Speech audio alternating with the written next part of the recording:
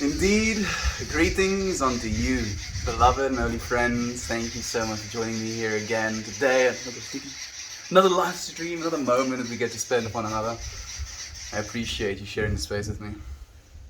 We have some loud burps in the background, and as we wait for this thing to finish tuning, I do believe we can say something worth saying.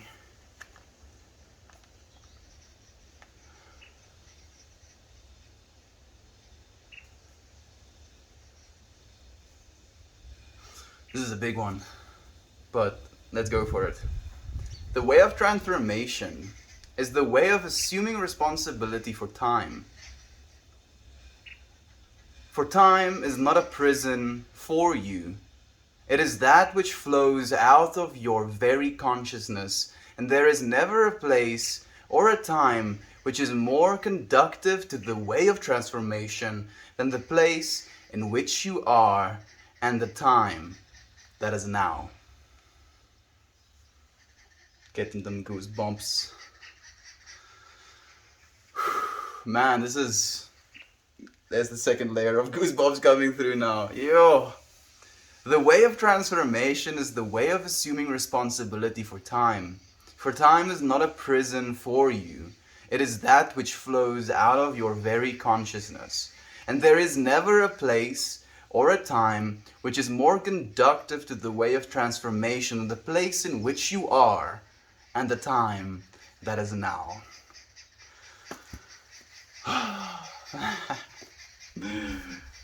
Oh, that's a big one. Goodness. Like, I feel these things worth saying almost find me now at this point where I'll be going through something internally and I'll be thinking, I'll be like stuck in some sort of loop of telling myself something. And then the thing worth saying, be it related to the title, be it just related to the things I'm going through in life at the moment, they always seem to align in some way or shape. I've been thinking a lot, especially with like pressure from the outside world, if you will, about what has to come next and kind of the time frame that I have to do it in and how I'm supposed to be progressing in certain areas, if you will, and how I'm supposed to be planning for others. And it can be something that's so destructive, you know, it can rob you of the most simple of things. Nothing is more conducive to your transformation than the place that it is you are now and the time that you find yourself in. Because think about it, like if you constantly require some sort of happening, some sort of environment, some sort of comfortability meter, if you will, in order to actually start transforming your life, the things you believe about this world, the things you believe about yourself, then you're never actually going to get to the point where you do that. Hello. Ooh, we're getting into it. Naughty. Good afternoon to you as well, my friend. Thank you so much for joining me. Hello, my friend. The sun is after you. Yes, it is. Yes, it is. How have you been, Annie? It's nice to see you here again, my friend. It's actually getting hot again. Like I'm mildly sweating. So it seems the winter is over. We're moving into the summer again. Maybe we'll get some rain. Maybe things will go from a offish yellow to a green again, hopefully soon. Guess who? Tomorrow is Serena's birthday. That sounds amazing, Scarmelia. Thank you, my friend, for joining me. So nice to have you here. My friends, hello Mel, how's your day going? My day is going well, Lisa. Thank you for asking, my friend. It's going well. I spent some time doing stuff, getting technically popcorn, literal popcorn hydrated, and then in a container which is sterile. So I'll see if the experiment that I'm busy with, like what I'm busy with is I have these small little plastic, technically condiment cups. And since I don't want to make any agar, I'm going to do like small grain spawn cups instead. So I'll see if it works. I hope it does. I'm hopeful, I'm sure. The time disappears in the now. Accept everything just as it is right now. Beautiful, yeah, so true. There is no escaping the now either. That's I think almost the trippy part about it. I was thinking today and I was trying to practice or entertain, I feel maybe the better word would be the idea of, is there something deeper than the core? And in fractal geometry, the core technically just infinitely is the core as deep as you go. And kind of the now can be seen as that core, if you will. And we are almost central to that core and moving through our time and space with inside of that core. Because the time technically flows from our consciousness. Because if we weren't conscious about the pace at which the earth turns, relative to the moon, and at what pace the earth turns or goes around the entire planet, the seasons we got, if it weren't for all of these things and our awareness / consciousness to all of these things, then technically we would have never shaped our understanding of time in the way that we did. So if you want to kind of go to extremes again, if you have an organism, let's say a basic human consciousness, right? Like as a baby, if you will, still give them everything that you would give a normal child, a family and food and entertainment and this and that and the other. But instead of them ever noticing like a day-night cycle where there's a sun in the sky and then the sun kind of, gets turned out of view, if you will, because of the planet's rotation, yada yada yada, and then it gets dark. You just kind of have a very set time during which the power or the lights just go off. So you can, in that way, also form some sort of bias off time in that on-off state. Even if you do 20 hours on, 20 hours off, the organism that is us as a human being would still be able to kind of morph its understanding of reality around that time structure. And that time structure would become the norm, if you will. And yet, wouldn't it be that way for all entities, all beings, all the way up? Because there could potentially be planets with living organisms that have like 60-hour day cycles, for example. It's unlikely just because of heat, but it is likely, kind of likely. It would just have to be in a really favorable position to be able to do that. So how would their consciousness kind of adjust to that? Would they, as a result of that, try to actually shape their consciousnesses and then as a result also shape their entire bodies and beings to be able to adjust to that kind of time cycle where they just stay up for 60 hours and that is just what's normal to them? Oh, I'm just gonna go for my 60-hour, no, let's be a little bit more realistic. They get like 10 hours leisure time. I'm gonna go for my 50-hour work day. Wish me luck. Love you, family. Works for 50 hours. Has like one break, has like one lunch in the middle of it. 25 hours of work, you get like 30 minutes lunch. I'm just trying to make it even more hectic. You get like an hour lunch or 2 hours lunch or whatever, and then you get back into it. 25 hours of working again.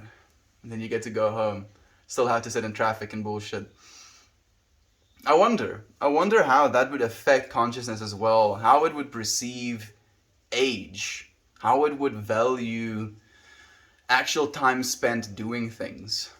Would it be the exact same? Would it be a percentage-based thing? That's the thing I'm curious about. So it wouldn't be so much like, oh, I have 60 hours in a day. It's more, I have 100% time in a day. And then if I spend X amount of hours with you, I've spent X amount of percentage of my day on you. And we kind of do that as well, in a way. Like an hour is what? 6% or something like that? 4% of the day. Right? Yeah, something like that. So a single hour is 4% of your day. Would it be seen as the exact same way? So if me and you were to have an hour conversation, it would feel like 4% of my total 24 hours that there is potentially in a day. But for the exact same, like, alien being, if you will, to have a 3 hour conversation would feel the same. Like, there would be still X amount of information, or actually X times 3 amount of information communicated within that hour, just because of, like, let's say they communicate at the same speed that we do. So there is significantly more information packaged into the same percentage of consciousness spent, if you will. Would they be able to progress faster as a conscious species as a result of that? I don't know. I'm shooting dark here. Merman, it's so nice to have you here, my friend. I hope you and Stephanie are doing well. How are you, my friend? Please do tell me. Same goes to you, actually. I wanted to ask Lisa after telling you how I am. How are you doing, my friend? She will be 2. I'm getting old. My older 2 are in kindergarten and the 1st grade, and I'm about to have a 2-year-old. Where has the time gone? The time doesn't exist, my friend. That's the thing. The time doesn't go anywhere. It's just now, all the time. And that core goes deeper and deeper and deeper in a Mandela fractal fashion. Before I take a sip of water, I do want to set an intention for why it is I'm drinking this sip of water. The infinite? Yes. Yes. That's weird. I saw 3 parallel lines extending into infinity. Man. Parallel lines. So identical, so relatable to one another, and yet they will never meet. Not in an infinite amount of time. Will they ever meet?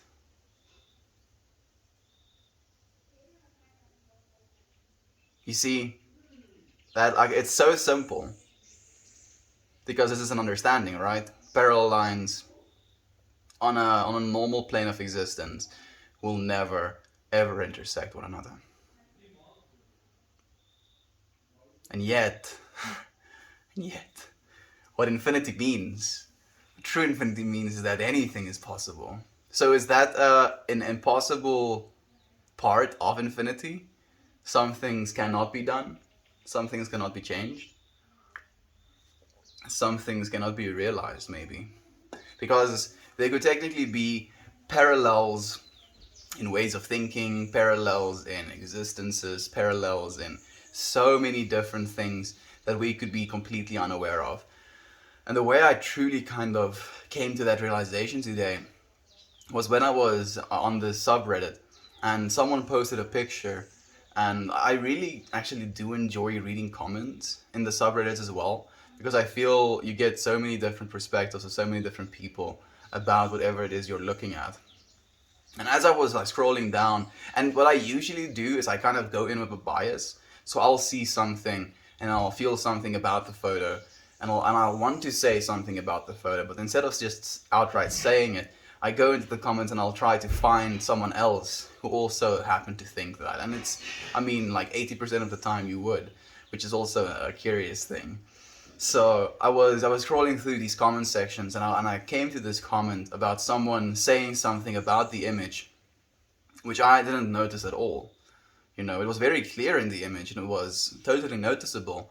But because I wasn't necessarily tuned into that understanding, tuned into all of the information that the previous, or the person that did say that, had as attached to this image that they were looking at, as they were looking at this image, they saw things that I literally did not see. And as a result of the things that they saw, they had these hind processes, if you will. And, like, for me, it's like I'm thinking specifically about the way I kind of deal with my family as well sometimes, where I'll notice something happening and then I'll kind of put 2 and 2 together, and I'll already know how it is it happened, and I'll basically say that to one of my family members. I'll be like, oh, did this and this happen for this to be a thing? And then they're like, yeah. I'm like, okay, good, I understand. And knowing that feeling, that that almost narration of something that you are trying to almost unpack, if you will, inside of your own being. And having done that, having gotten to a point where you feel you've unpacked it like efficiently, and then going into a space, be it the comment section, and then finding areas which you didn't unpack at all. Parallels to consciousness, same photo, and yet that parallel of the thinking, the feeling to that image was something that I didn't have at all. And would I have ever, if it wasn't for me reading those comments, finding those parallels, integrating them into my singularity? I'm sorry. Oh, thank you for the wholesome, Bron. That's so nice of you, friend. I appreciate that. Oh, so many highs being said. Makes me so happy. Gob, it's so nice to have you here as well. But dude, how are you doing, Gob? Sounds like a nightmare. 50-hour workday, lol. It does. It sounds like an absolute crime against consciousness, dude. Goodness. Time is relative, so it would seem that it would be similar in my opinion. I'm happy that you say that, Yader, because I have a feeling about that as well. I think it would be similar because, as you said, time is relative. But then I also know that, through the means of, be it breathwork exercises, be it drinking copious amounts of coffee, be it the taking of a psychedelic or the smoking of weed, these things can also kind of mess with your perception of time in a way where you feel maybe something is a lot longer than you perceive it to be, or the opposite, a lot shorter than you perceive it to be. And again, it's that perception. It's literally a chemical balance that is non-ordinary, that shifts your perception of time, indicating that you are the one that has the control over that knob, technically. Consciousness, it's too much. Thank you for the all-seeing upvote, my friend. I appreciate that, Gob. Jon Snow? Yeah, dude. It's me. The actual Jon Snow. Yes. I escaped from my duties from the wall.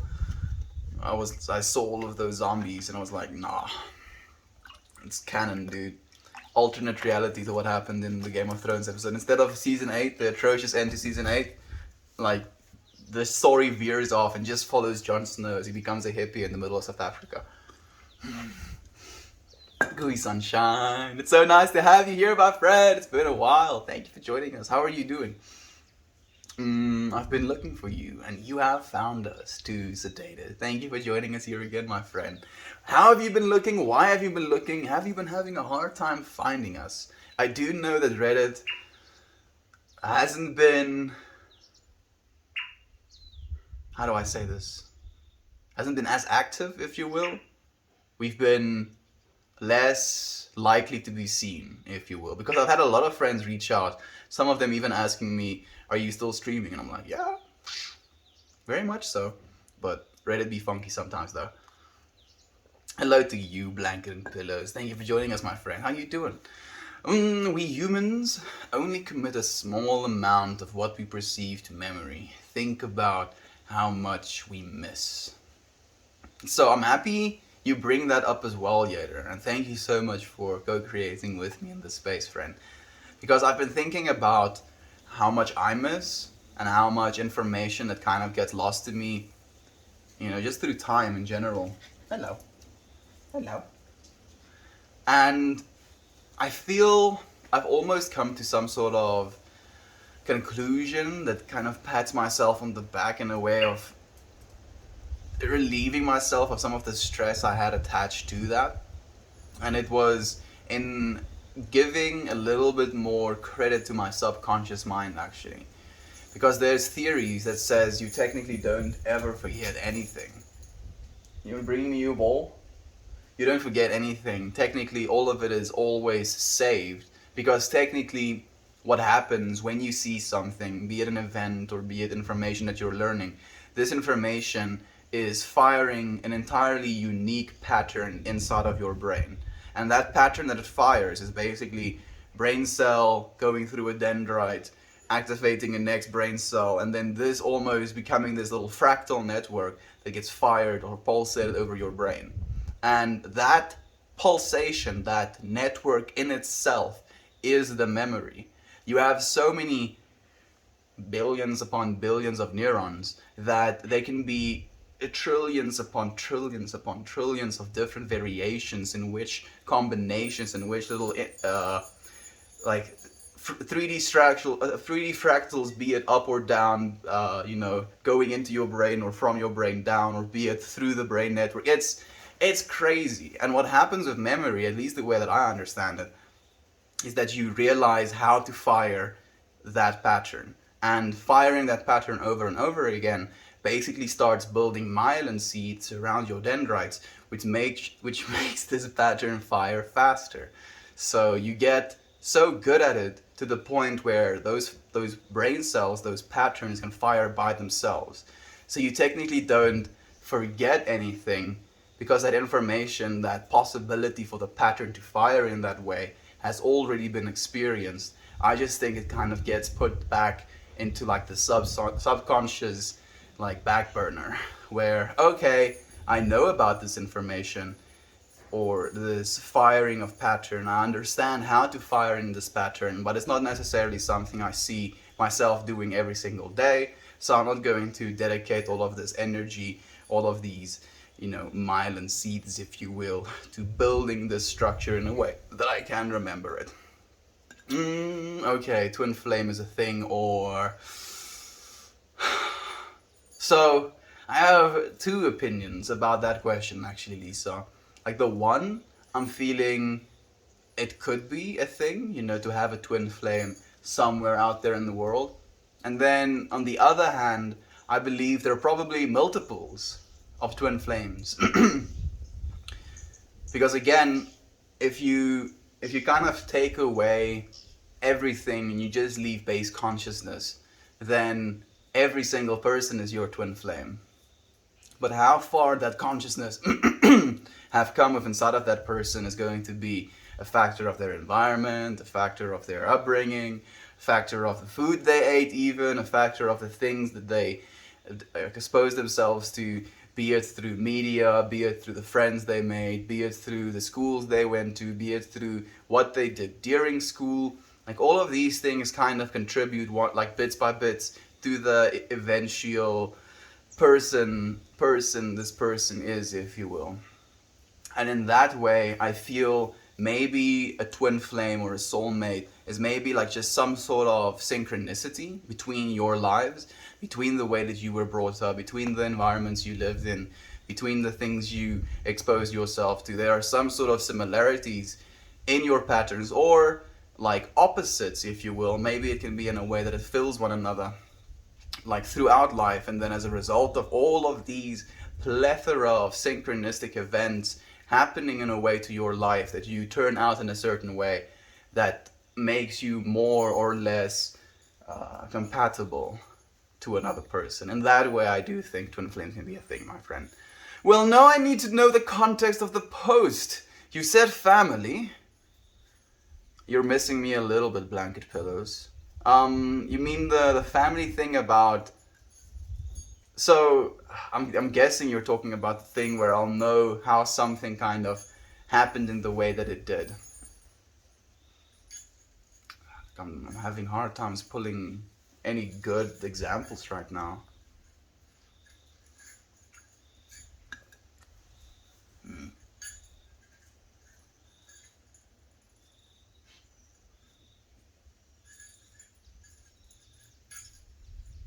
Like, this might be something stupid, but this is the example coming up to my mind right now.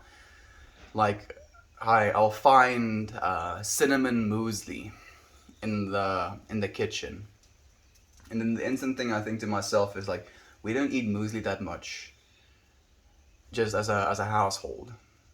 And my sister is usually the one that wants different things. My sister would also only be the one that likes cinnamon enough to be able to, or to be willing to buy that as a flavor for something in its own.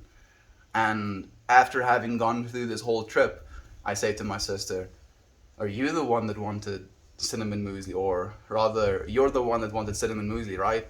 And then being like, yeah, something like that. It's this kind of like little process that you go through in your own head to kind of come to some sort of conclusion about the thing that it is you're looking at.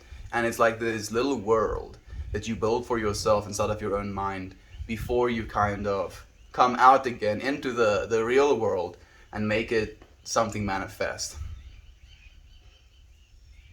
The trippy part to me is about this whole thought pattern, if you will, is the fact that these little worlds we build in our heads about something as arbitrary as a pack of muesli could be so vastly different from person to person. Is vastly different from person to person. And it fascinates me. Hello, sweet Kiki. Do you think when we learn something and don't remember all of it, that we aren't remembering it for a reason?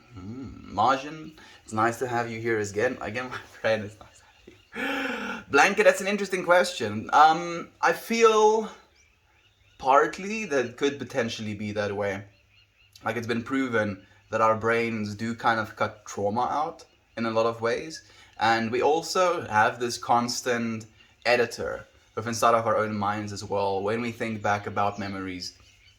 And it's been proven that not only do you kind of remember your own memories kind of poorly, but it's very easy for me as a person to manipulate your memories.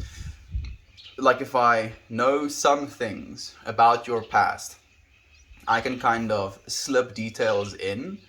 And because you would feel so unsure about your own memories, you would rather agree with me about these false memories that I'm planting inside of your story than you would necessarily disagree with me because you feel that there is some sort of authority outside of yourself telling you that this is fact.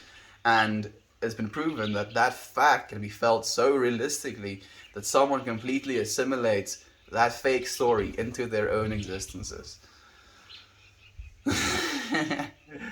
Constantly editing. Like, I wonder what it is as well, because on the one hand it kind of makes me think of this shifting of how the pattern fires, and on the one side of my thinking I feel like maybe it is some sort of efficiency algorithm that gets run on a subconscious level. Like, your brain doesn't really want to fire that actively. It doesn't want to make a fractal that has, 1 billion endpoints, if you will. It kind of wants to make a fractal that has only 10,000 endpoints because it's significantly easier to compute.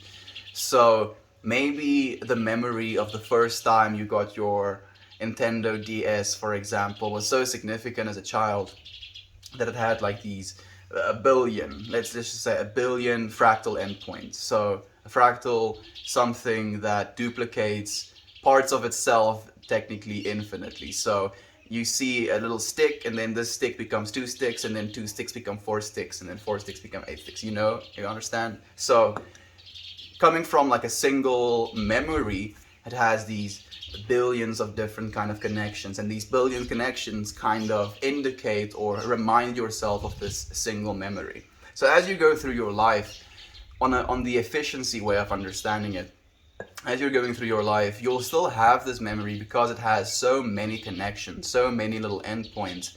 But as you go through your existence and you learn new things and you find new information which you think might be more valuable, you start to allocate some of those connections to other, like, fractal networks, if you will.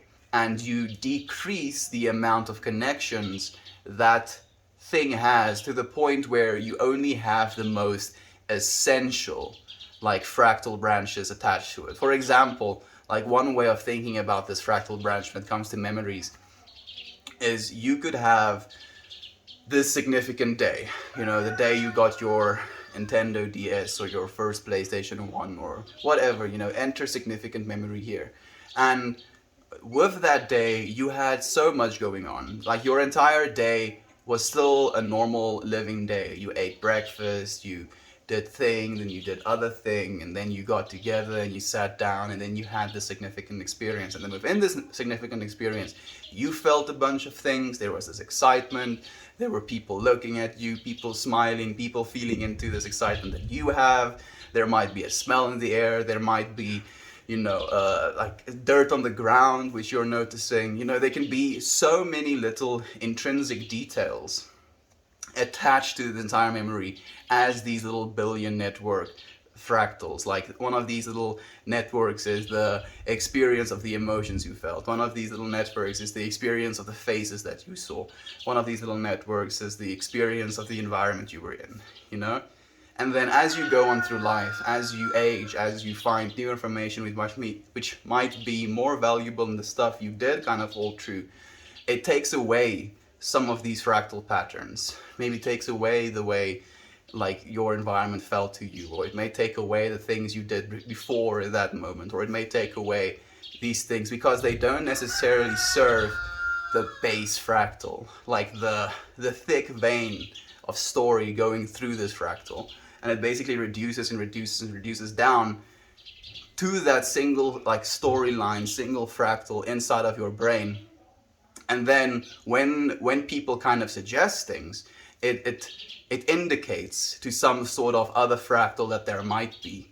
And when it comes to the infinite nature of our universe and the sheer crazy scale of our brain is like, yeah, I can kind of see how that thing you said fits into this little fractal. Because when you think it, when that person tells it to you, you see that fractal, you feel that fractal, you could experience that experience with your mirror neurons. And then it's like, yeah, I'm gonna just put it in there. And then you have this new little fractal attached to a memory that you did have.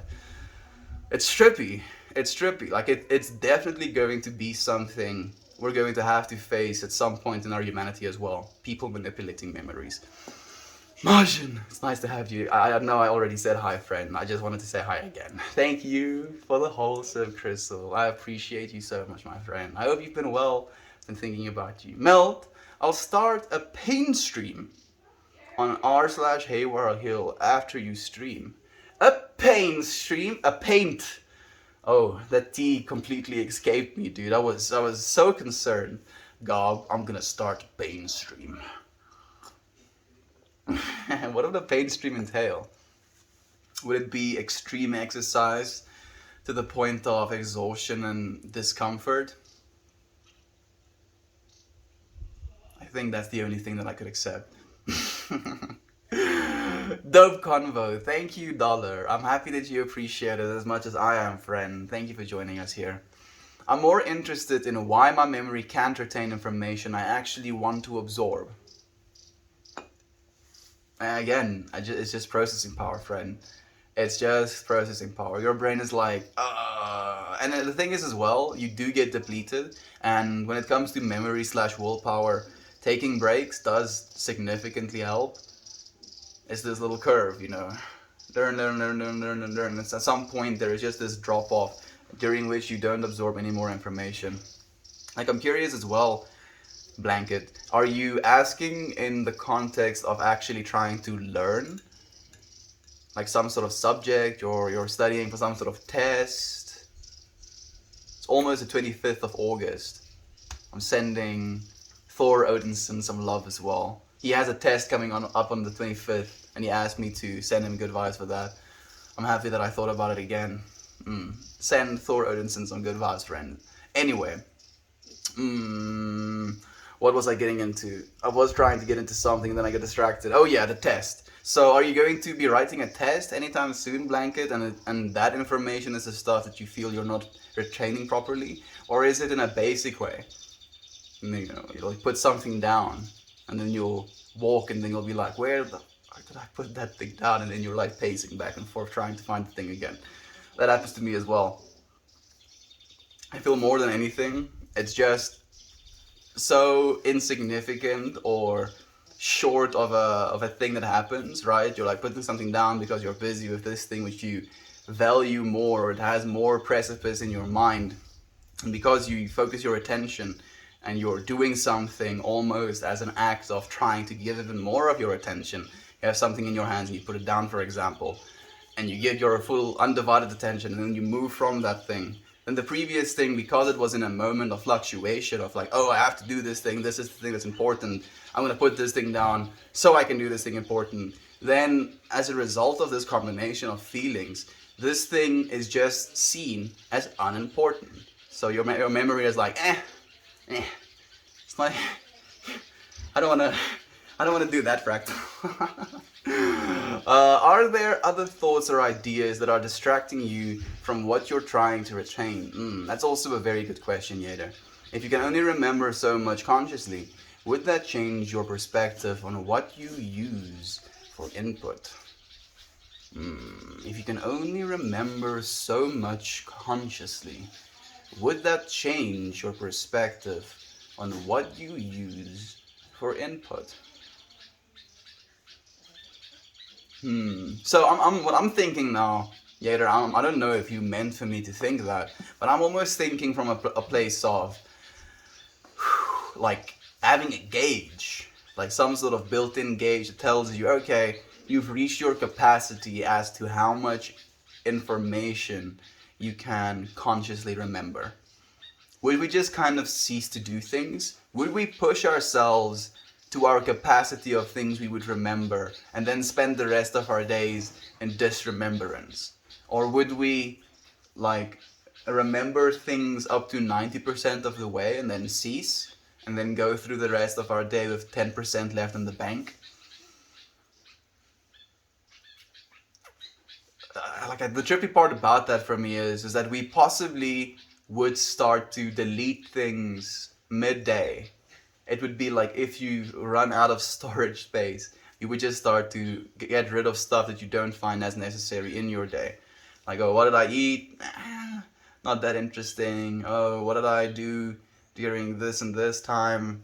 Oh, I was, spending time in a meditative state. Like, I feel I have a hard time sometimes remembering my meditative state. Like, I'll literally sit in meditation for the 40 minutes I meditate, and I'll have some sort of profound insight or feeling in that meditative state. And as soon as I open my eyes, it's like I'll feel this very sheer sense of sometimes even disconnect, where I'll be like out of it. And then when I get back into it, like all of the information is kind of gone. That's why when I do retain something, when I bring something back, I'm like, oh look, this small little nugget. Pain stream income. Yes. I agree that the subconscious holds everything. Accessing it on demand is the struggle, very much so, Yader. What's curious to me is the fact that there are means to accessing it though. Like, and I'm thinking very specifically back to a feeling I had at a festival, and I'll let you interpret some of the information, but at this festival, me and my friends got ready to go to the dance floor, if you will, and on the way to the dance floor, we were already getting into it, and I just started randomly singing, and I was singing some song. I can't even remember which one it was. Like, that's again the significance to what I'm trying to tell you. Can't even remember the song, but in that moment I could word for word perfectly, to the tune, to the the melody, just like sing that song perfectly. And like after I finished, I was like, what the fuck? I've never learned that song. I never knew the words to that song. And yet in this moment, I had all of this access to all of this information, even though it couldn't necessarily be seen as something that's that significant or that necessary to remember. That information was still somewhere there in my mind, which is a matter of getting to the point to access it. No, dude, I'm already getting scared. Covering my body in clothespins and screaming non-stop. That sounds like some pinhead shit, dude. Goodness, gobbo. I'm a picture person, dude. Why you have to do that to me? I'm feeling like I'm gonna get goosebumps. Mild goosebumps gotten. Just like pins. I'm kind of like thinking now as well. Would it be... I keep getting goosebumps. Stop thinking about it, dude. Would it be like something where you put the stream on and then you start to painstakingly insert the clothespins? Oh, whoa. Covering my... Okay, clothespins. So... there's no penetration happening. Clothespins can just kind of pinch. Okay, that's better. I like that. Do you start the stream off just attaching clothespins to pieces of skin, and then progressively screaming louder and louder as the surface area of skin to pin ratio increases, if you will? Or is there like some point at which you're just going to be tapping out? You know, like 10 pins is like, 100 pins are like, and then 1,000 pins is just like.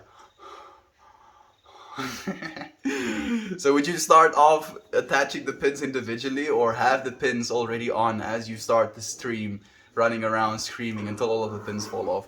I think it would be a vibe, dude. I wouldn't not watch. Oh god. Been very well, thank you. I have managed to find happiness in just being.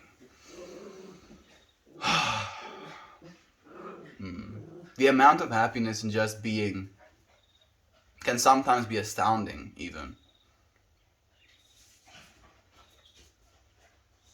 You'll find yourself in a place of disbelief.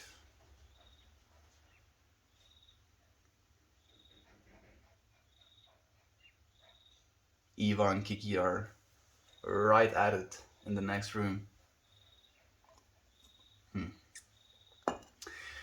Hi Blanket, hey Rusty, thank you for joining us as well, my friend. I'm always learning and studying. Maybe that's the problem, information overload. Oh yes, Blankets. And that's actually something I've noticed in my own life as well. I've also been doing the exact same thing where if I'm not here trying to speak to you friends, I'm somewhere else listening to someone else. You know, I'll be like trying to absorb as much information that could benefit me when it comes to sharing of love and light in this space. So it's this constant pull of me trying to share some of the information that I've learned in a way that can be palatable, in a way that can be still genuine and authentic to myself, and then also trying to remember, you know, some of the stuff that I have learned.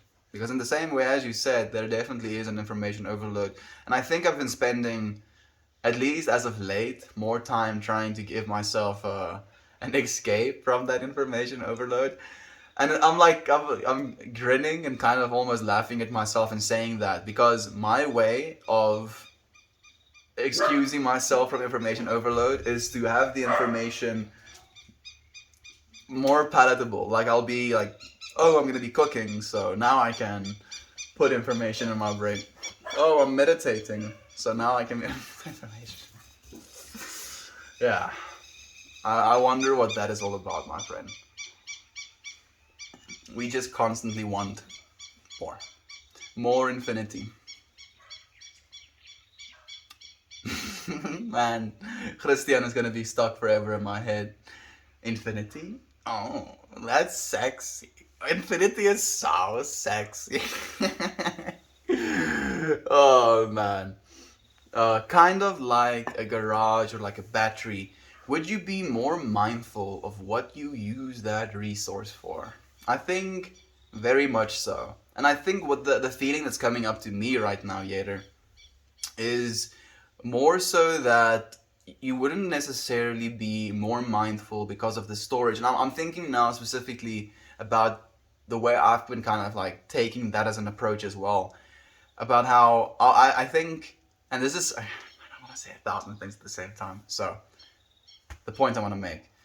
I read this thing that says if you go to your YouTube history right now and you scroll down just to watch your recent history, and you find that more than 70% of the information that you watch or the content that you watch is not necessarily benefiting you, you know, information or content without any information within it, without any value in it, then that is something you have to adjust. And I remember instantly going and looking at my like my search results or my history results, and like literally having like a tally, like, okay, this is some useful information, like some sort of science, some sort of spirituality, some sort of, you know, whatever, and this is just folly, you know, freaking unusual videos, PewDiePie videos, reaction videos, nonsense like that.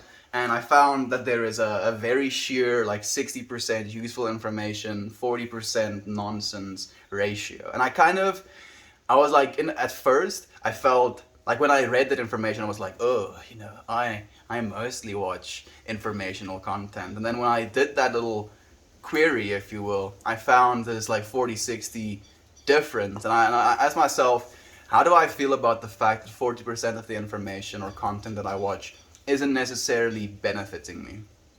And then with that question, I kind of reshaped slash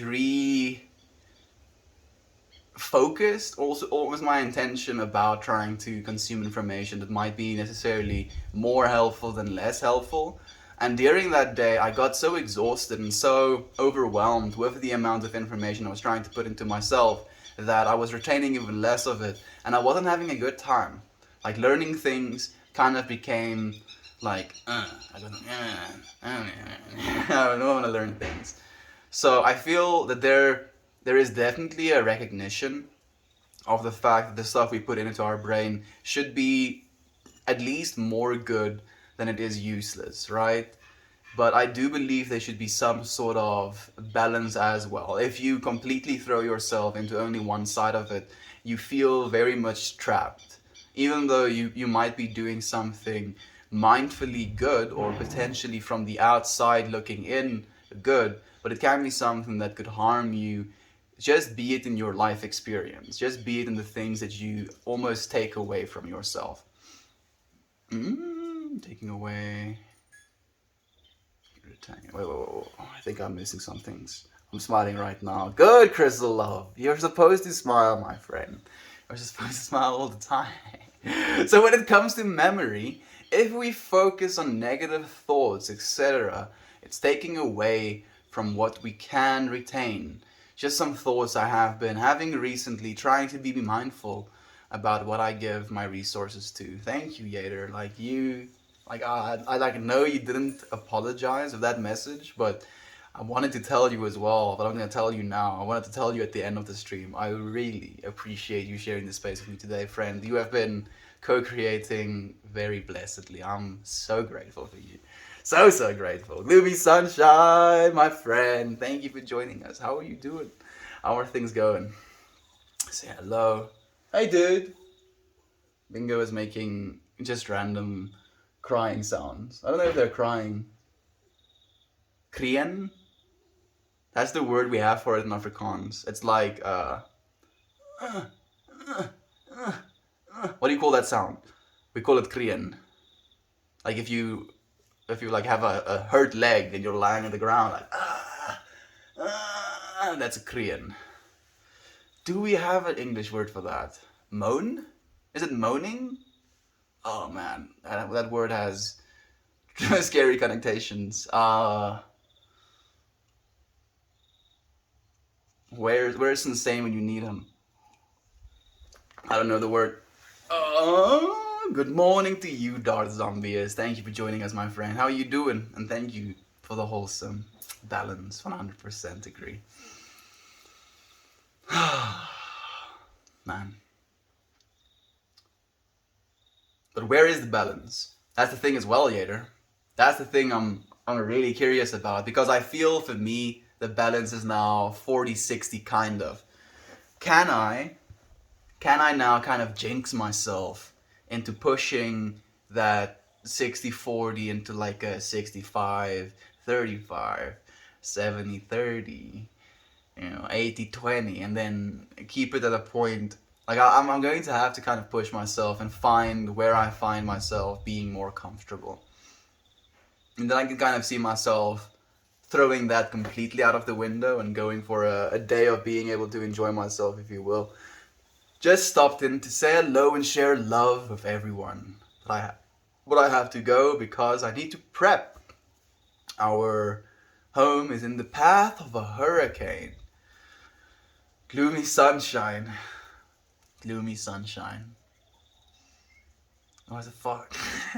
You can't catch a break, Gloomy sunshine. What is up? What is up, my friend? How have you been feeling about that? Genuinely. Like, I know you're probably already leaving, But I genuinely want to know how you feel about stuff like that. When like there's difficulty upon inconvenience upon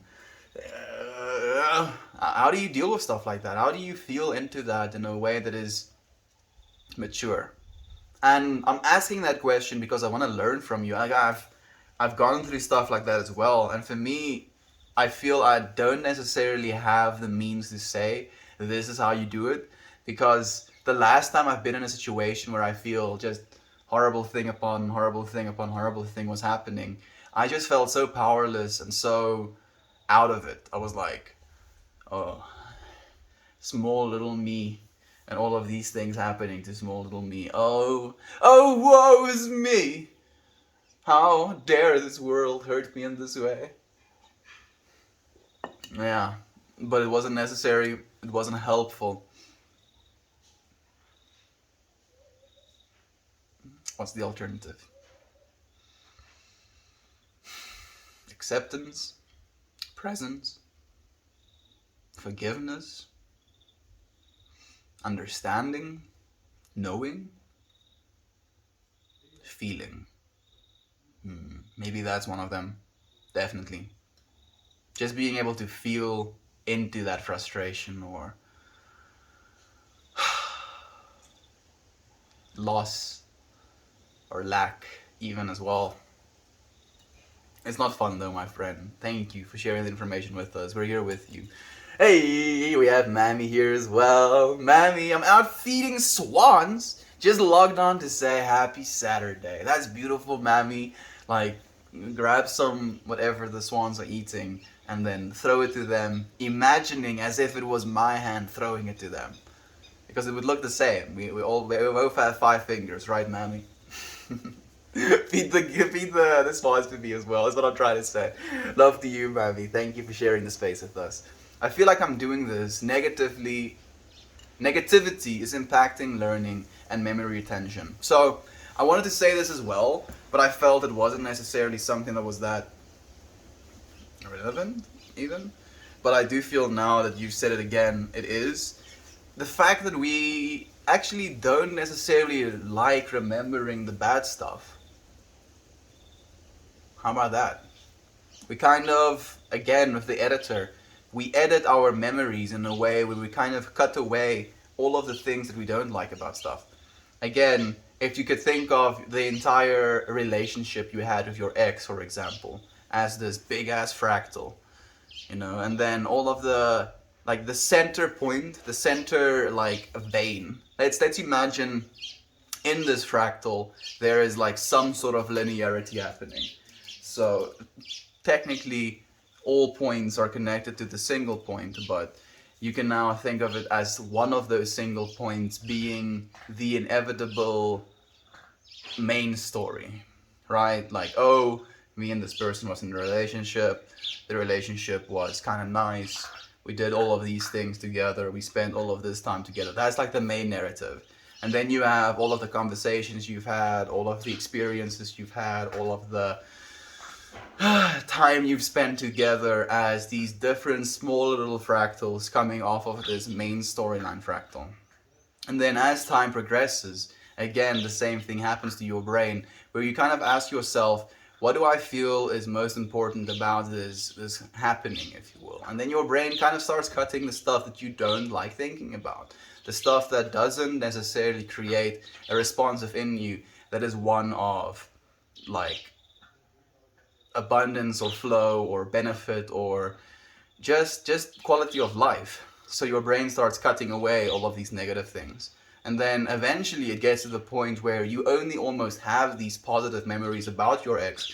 And then is when you call them in the middle of the night, or that's then when you completely throw away all of your judgment because you feel, oh, I have all of these good memories, all of these nice things, attached to this relationship in this fractal. I want that again. And then you get back into that relationship, and all of those fractals that kind of went away, all of the fights you have about stupid things, all of the disconnections or disagreements you have about, like, basic stuff comes back, and then you're reminded of, oh, this is why. Like, yes, this main fractal was something that was enjoyable, but these things that came attached to this fractal wasn't something that was valuable or benefiting me anymore. Dum dum. Happy Saturdays, everyone. Walmart Seth Rogen back at it again. Yeah, Walmart Seth Rogen. What would that cost though? Would a Walmart Seth Rogen still be expensive? Because I think if I had to buy Seth Rogen, that would be like really fucking expensive. Like a few mil, right? Maybe even $1 billion. How much would I be able to buy Seth Rogen for? So if I could buy Seth Rogen for like $1 billion, I think I would be able to buy Seth Rogen for $1 billion. You could buy me for like a few 100 mil, friend. Grateful for you as well, my friend, more than you know. Yader, you have been such a blessing, my friend. I hope you know that as well. I want to extend that love to you. That's a good question. I think it is like individualized. Like more things, trial and error, we find the balance, my friend. Man, like balance. Balance has also been something I've been tripping out about in this life. How we come into this life equipped with the most animalistic, basic tendencies, survival tendencies. And then we kind of, through our existence, and I think I'm going to be speaking in general terms, like obviously I can't speak for everyone, but this is what I'm feeling right now.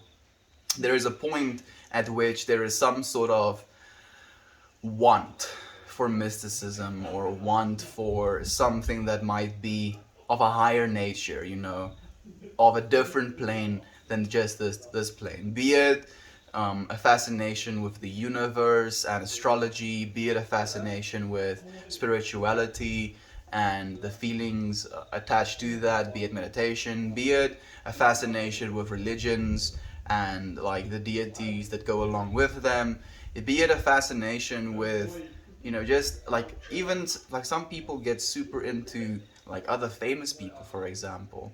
Like my mom, for example, is very into the royal family as well.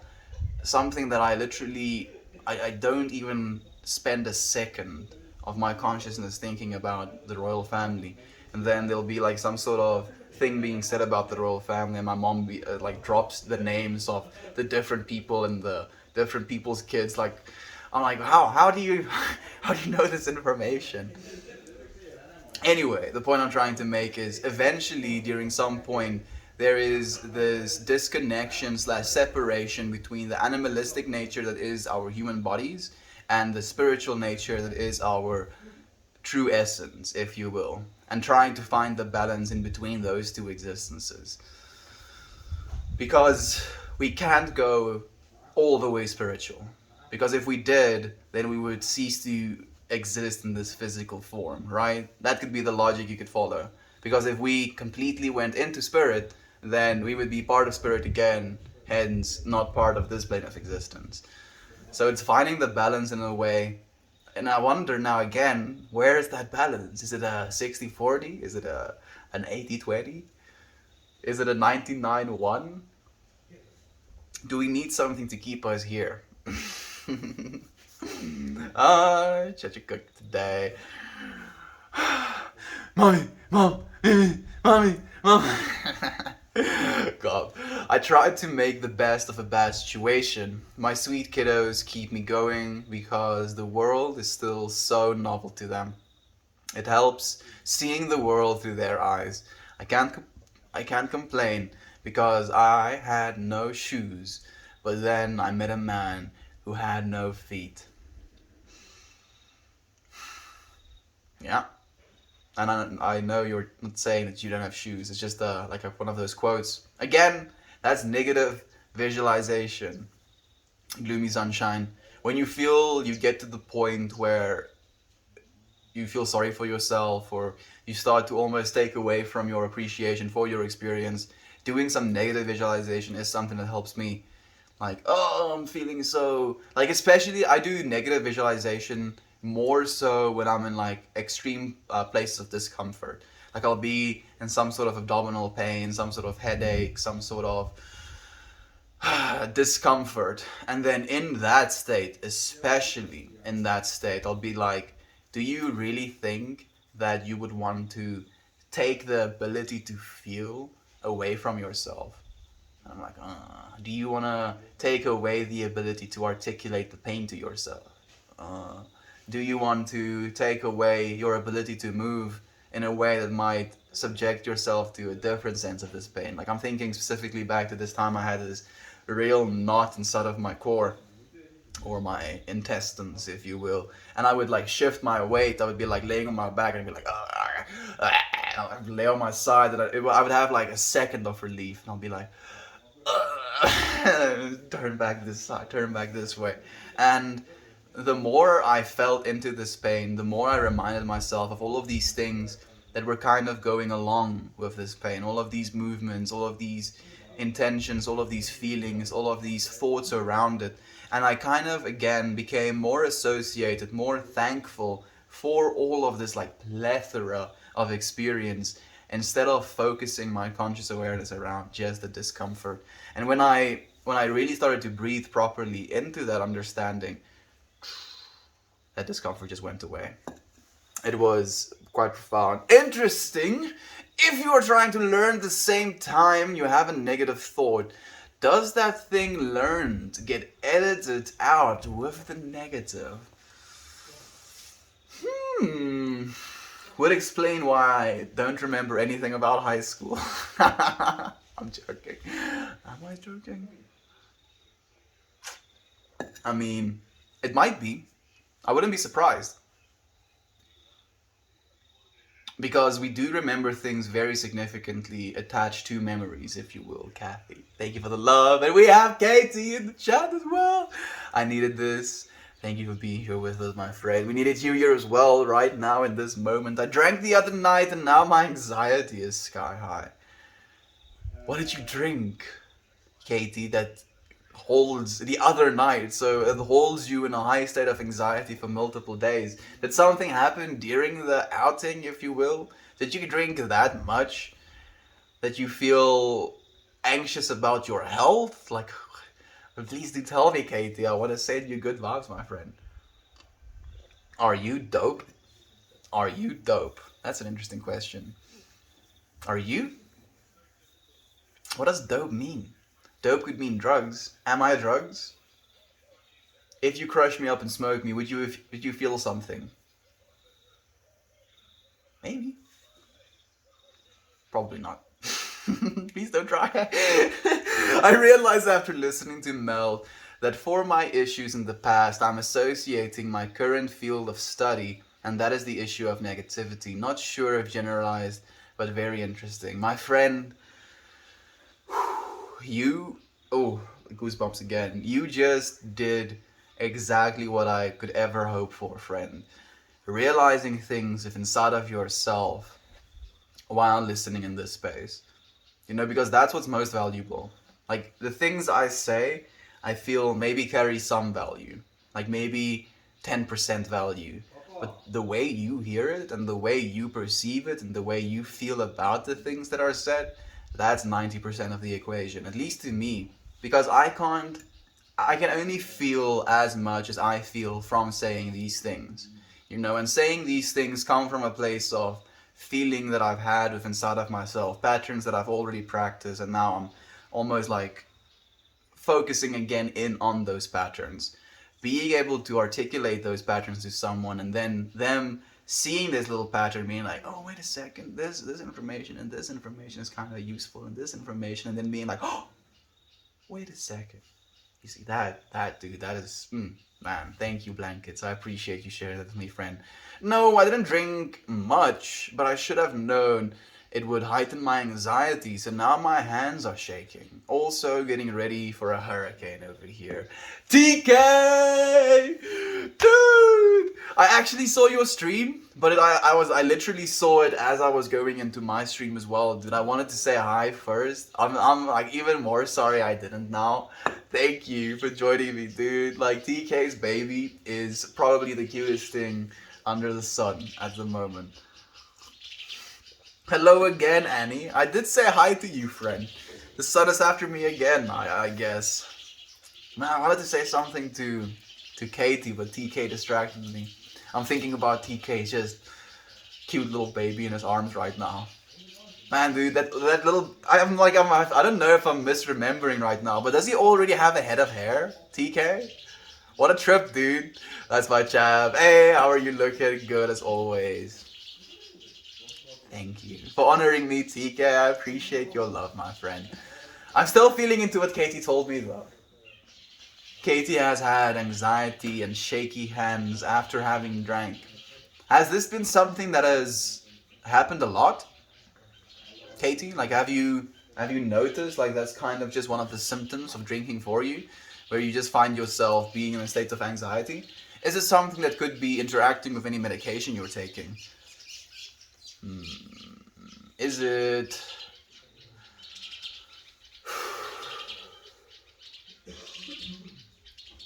I'm trying to think with you, Katie. I'm trying to feel into it with you. He had hair on his back when he was born. Goodness, the man is going to be an absolute, like, I just imagine locks, dude. Locks upon locks. Just oozing from his body, dude. Your words are a blessing, my friend. No, you, Annie. Thank you, my friend. Katie, sending you calming vibes. Thank you. Was worried.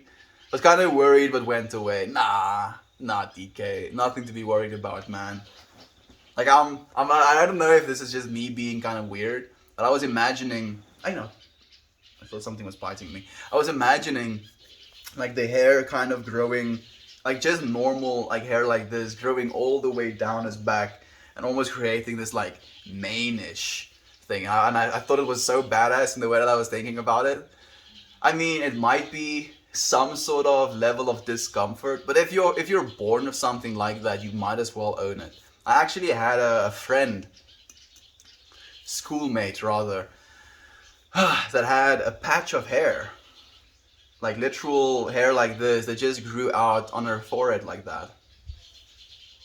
And it was very odd, but it was never something that I found unattractive, interestingly enough. Like the sheer feeling of inside of myself was more I want to touch it than I want to get away from it. She shaves it like kind of short, like it's like almost like a one buzzer. She always shaves it kind of short, so she doesn't hide it completely or isn't trying to laser it away or like pulling it out with wax paper. But it was just, yeah, something that's so interesting. Oh, TK just like pouring the all-seeing upvotes. Heavy-handed. Thank you, my friend. I appreciate you so much. I don't drink that kind of stuff anymore. I was drinking whiskey, and thank you, Yater. But anyway, glad to be here. I'm glad you're here as well. But Katie, the masculine egoic consciousness inside of me wants to help in some way, and like for me, helping sometimes is extracting whatever information I've been given and then trying to form some sort of conclusion. Kiki is behind me, chewing stuff.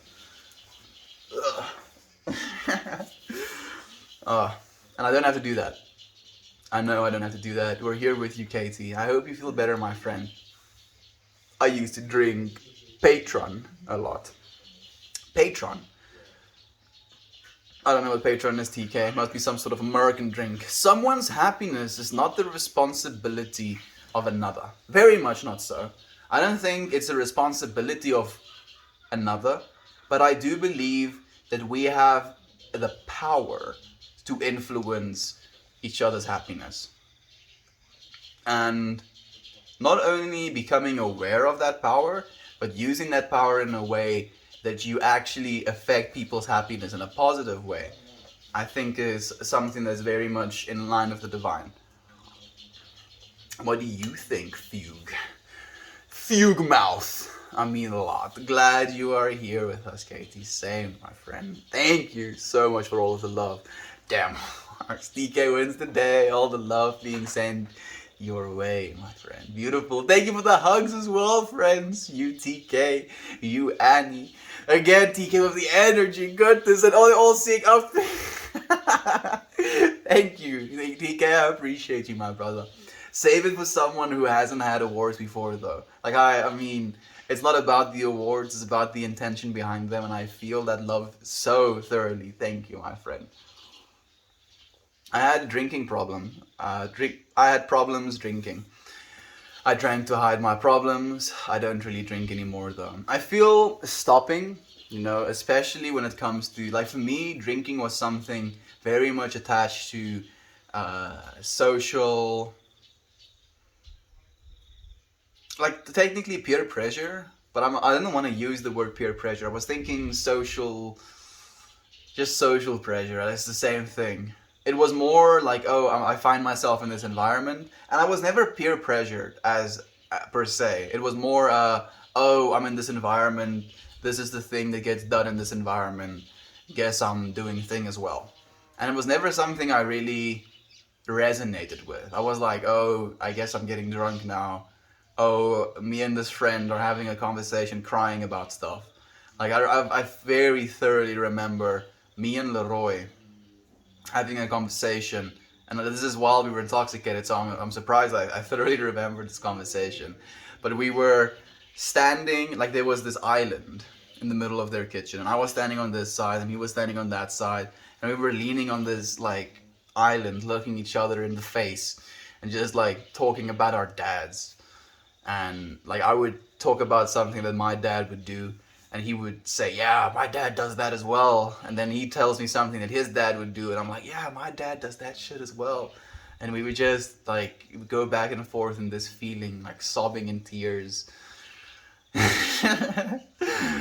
that way, and that experience made alcohol what it was for me. But it wasn't the alcohol that did that. It was more the breaking down of boundaries and then coming to the point where we could have a proper conversation, a genuine, heartfelt, vulnerable conversation with one another. And yeah, like I didn't realize that's what I valued the most, so I kind of associated it with the alcohol instead. Never got to have an experience like that again, unfortunately. I understand it runs in my family. The drinking, is that, Katie? I'm curious. I hope you are okay. Stay safe. Thank you for your love as well, blankets. I smoke to sleep. Do you smoke cigarettes to sleep? I'm guessing not, DK. Just to sleep? Isn't it something you enjoy anymore? Is it like you just like smoke and you like hop directly in bed, or will you smoke, experience the effects, and then like put your phone down or put a book down or stop thinking about stuff or stop listening to music and then go to sleep? I'm curious.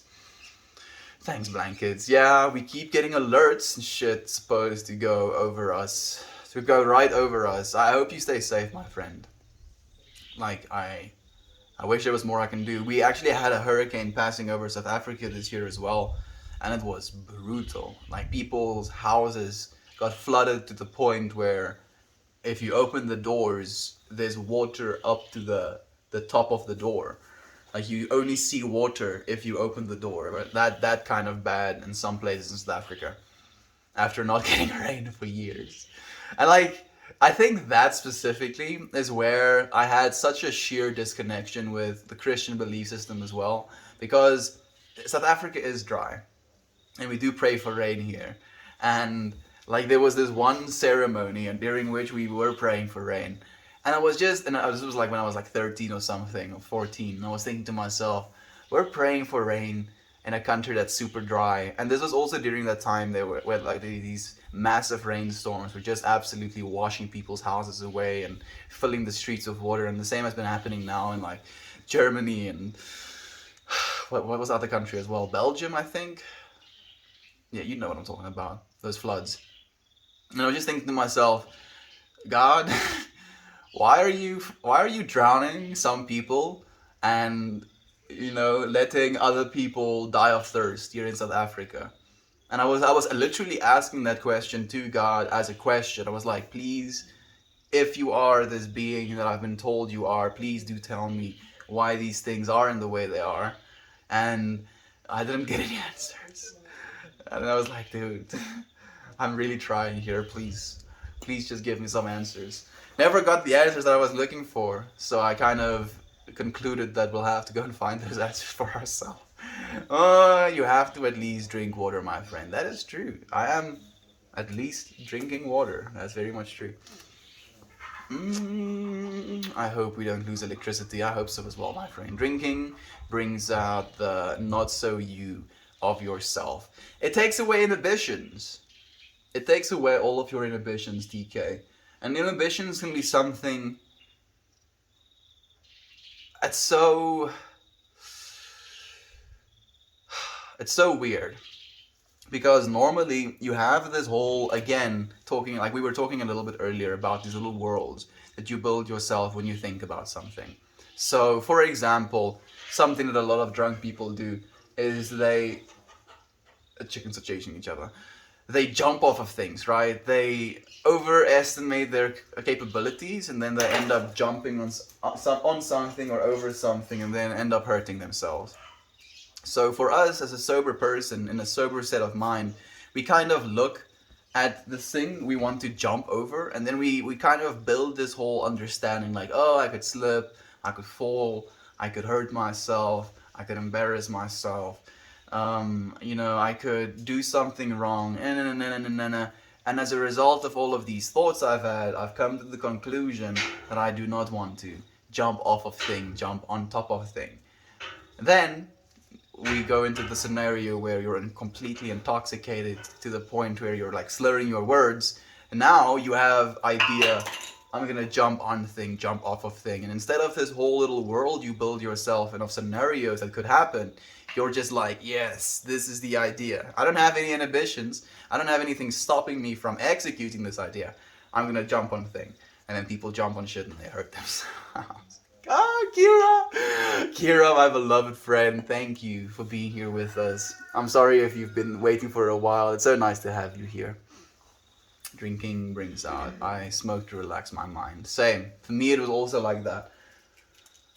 Like I'm thinking now if alcohol made me ever, do something stupid like that. Actually, there is one stupid thing that I did while I was kind of intoxicated.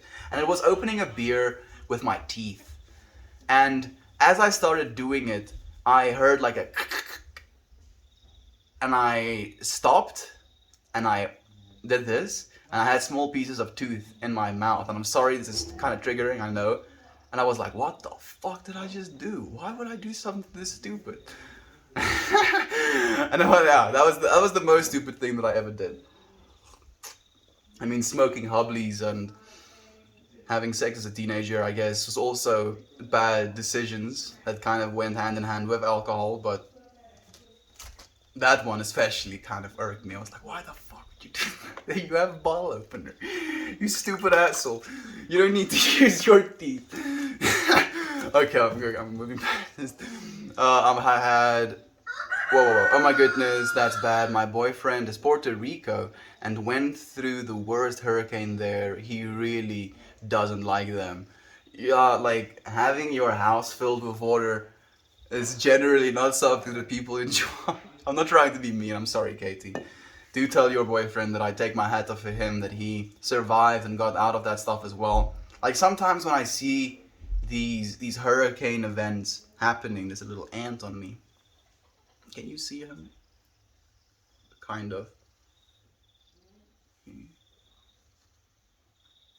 doesn't wanna leave. You know what? You just vibe, dude.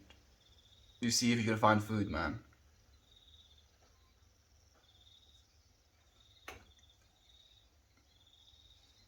Little ants. Just imagine you as human being climbing on something 20,000, 50,000 times bigger than you. And just like scouring. Being like, what's here? Walking on this other being.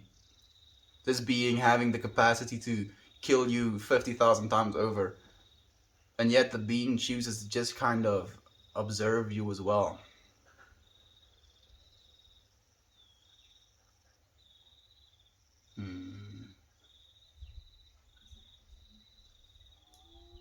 Little ants.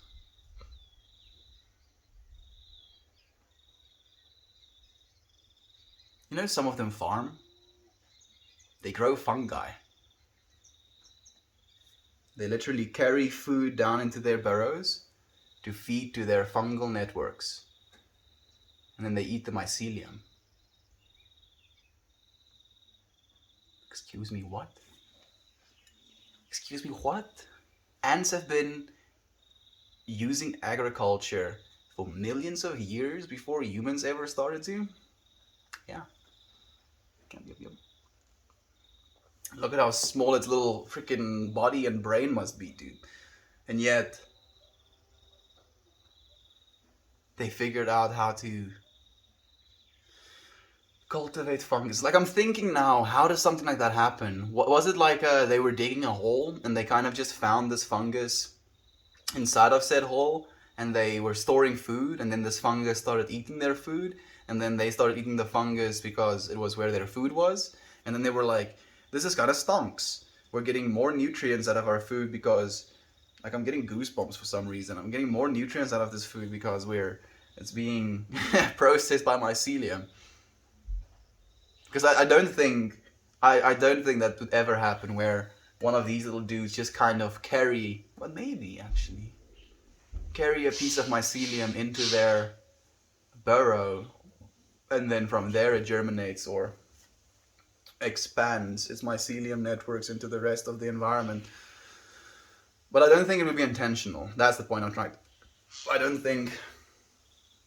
This dude is like holding on for dear life. Okay, now he's gone. I don't think it was intentional, but if it was, that's even more of a trip. Space Burb. Bold of you to assume that gods would be good persons if they existed. I've never assumed that, my friend. I just believe that at the core of our existences, there is love. You know, and in that way, love is true. It has been something that has never served me any other than perfectly, my friend. That's what I believe. And on that note, friends, I am going to say goodbye. Thank you so much for joining me here again today. I always appreciate your presence. Thank you for creating some space in your consciousness with us today to share this moment.